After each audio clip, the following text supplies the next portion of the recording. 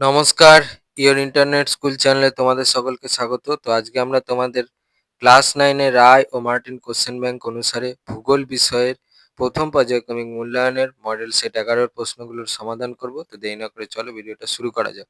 প্রথমে একে বলেছে বিকল্পগুলি থেকে সঠিক উত্তরটি নির্বাচন করে লেখো। একেরটা বলেছে সৌরবলয়ের সবচেয়ে বড় গ্রহটির নাম হলো, সঠিক অপশনটা হচ্ছে অপশন এ বৃহস্পতি। পরে দিয়ে বলেছে পৃথিবীর নিরক্ষীয় তলের ব্যাস হলো, সঠিক অপশনটা হচ্ছে অপশন সি প্রায় 12,757 কিমি। তিনে বলেছে উত্তর গোলার্ধে সবচেয়ে বড় দিন এবং সবচেয়ে ছোট রাত্রি হয়, সঠিক অপশনটা হচ্ছে অপশন বি 21শে জুন।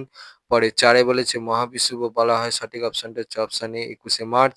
পরে পাঁচে বলেছে সবচেয়ে উৎকৃষ্ট শ্রেণীর লৌহ আকরিক হলো, সঠিক অপশনটা হচ্ছে অপশন ডি ম্যাগনেটাইট। পরে ছয় বলেছে কালো সোনা বলা হয়, সঠিক অপশনটা হচ্ছে অপশন এ কয়লাকে। পরে সাতে বলেছে সাদা কয়লা বলা হয়, সঠিক অপশনটা হচ্ছে অপশন বি জলবিদ্যুৎকে। দুইয়ে বলেছে উপযুক্ত শব্দ বসিয়ে শূন্যস্থান পূরণ করো। একেরটা বলেছে জিপিএস এর পুরো নাম হলো ড্যাশ। জিপিএস এর পুরো নামটা দেখে নাও। দুয়ে বলেছে পৃথিবী এবং সূর্যের মধ্যে গড় দূরত্ব হলো প্রায় ড্যাশ কোটি কিমি। দেখো উত্তরটা হচ্ছে 15 কোটি। পরে তিনে বলেছে 90 ডিগ্রি উত্তর অক্ষরেখায় আবর্তন বেগ হলো ড্যাশ। উত্তরটা হচ্ছে প্রায় 0 কিমি প্রতি ঘন্টায়। চারে বলেছে ড্যাশের মত অনুসারে কোরিওলিস বলের প্রভাবে বায়ু ও সমুদ্র স্রোতের উত্তর গোলার্ধের ডান দিকে এবং দক্ষিণ গোলার্ধে বাম দিকে গতিবিক্ষেপ ঘটে। উত্তরটা হচ্ছে বিজ্ঞানী কোরিওলিস। পরে পাঁচে বলেছে পৃথিবী যে নির্দিষ্ট পথ ধরে সূর্যকে পরিক্রমণ করে সেই পথটিকে বলা হয়, সঠিক উত্তরটা হচ্ছে পৃথিবীর কক্ষপথ। পরে ছয় বলেছে ভূতাপ শক্তির উৎস হলো ড্যাশ, ওটা দেখে নাও। পরে সাতে বলেছে ড্যাশ হলো সাংস্কৃতিক সম্পদের উৎস।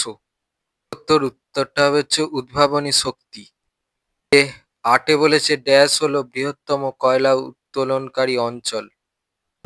উত্তরটা হচ্ছে ঝরিয়া।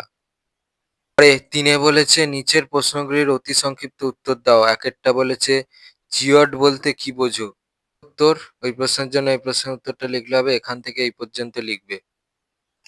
দুইয়ে বলেছে অধিবর্ষ কি। তোর এই প্রশ্নের জন্য এই প্রশ্নের উত্তরটা লিখলে হবে, কি কি লিখতে হয় বলে দিচ্ছি, সংজ্ঞাটা লিখবে, এর পদ্ধতি আর উদাহরণ।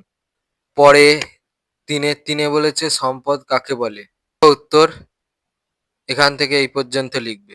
চারে বলেছে নিচের প্রশ্নগুলির সংক্ষিপ্ত উত্তর দাও, যে কোনো তিনটি। একেরটা বলেছে জিপিএস এর ব্যবহারগুলি লেখো।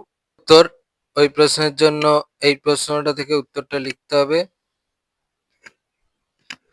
এখান থেকে উত্তরটা চলছে এই পর্যন্ত লিখবে। যেহেতু তোমাদের প্রশ্নটা 3 নম্বরের, তাহলে কেউ 3টে পয়েন্ট লিখতে পারো, কারো যদি মনে হয় তাহলে 4টে পয়েন্ট লিখতে পারো, আর যদি স্কুল ভিত্তিক ব্যাপার থাকে তাহলে 6টা পর্যন্ত পয়েন্ট লিখে দিও। পরে চারের দিয়ে বলেছে পৃথিবীর গোলকাকার আকৃতির 3টি প্রমাণ দাও। দেখো উত্তর, ওই প্রশ্নের জন্য এই প্রশ্নের উত্তরটা লিখতে হবে, এখান থেকে উত্তরটা চলছে। উত্তরটা চলছে উত্তরটা চলছে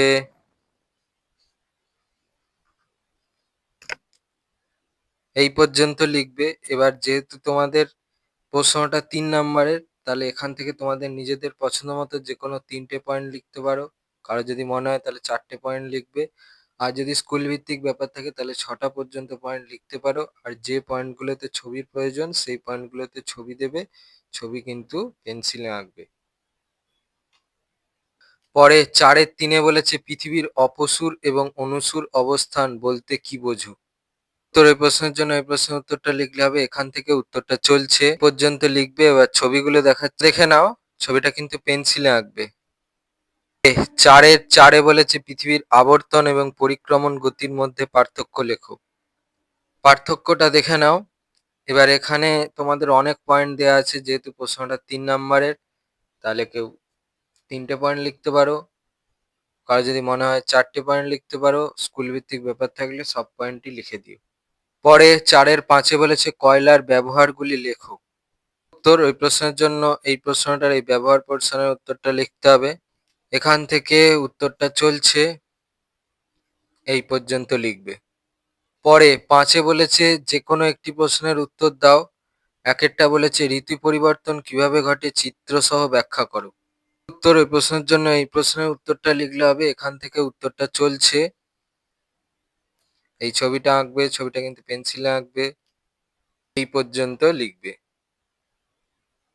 5-2 বলেছে ভারতের তৈল উত্তোলনকারী দেশগুলির বর্ণনা দাও।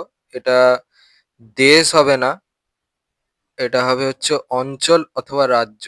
আর যদি তোমরা প্রশ্নটা যদি ঠিক হয় তাহলে আমাকে জানিও। তবে আমার মনে হয়েছে যে প্রশ্নটা এটাই হবে যে ভারতের তৈল উত্তোলনকারী অঞ্চল বা রাজ্যগুলোর বর্ণনা দাও। উত্তর ওই প্রশ্নের জন্য এই প্রশ্নের উত্তরটা লিখতে হবে, এখান থেকে উত্তরটা চলছে পর্যন্ত লিখবে। 6 বলেছে প্রদত্ত ভারতের মানচিত্রে উপযুক্ত প্রতীক চিহ্ন সহ জায়গাগুলি চিহ্নিত করো। একটা বলেছে একটি কয়লা উত্তোলনকারী অঞ্চল, 2 বলেছে দক্ষিণ ভারতের একটি তৈল উত্তোলনকারী অঞ্চল, 3 বলেছে উত্তর ভারতের একটি জলবিদ্যুৎ কেন্দ্র, 4 বলেছে একটি তাপবিদ্যুৎ কেন্দ্র, 5 বলেছে হচ্ছে দিল্লি। পেন্টিংটা দেখে নাও, আমি তোমাদের করে দিয়েছি। ছিল তোমাদের ক্লাস 9-এর রায় ও মার্টিন কোশ্চেন ব্যাংক অনুসারে ভূগোল বিষয়ের প্রথম পর্যায়ক্রমিক মূল্যায়নের মডেল সেট 11 প্রশ্নগুলোর সমাধান।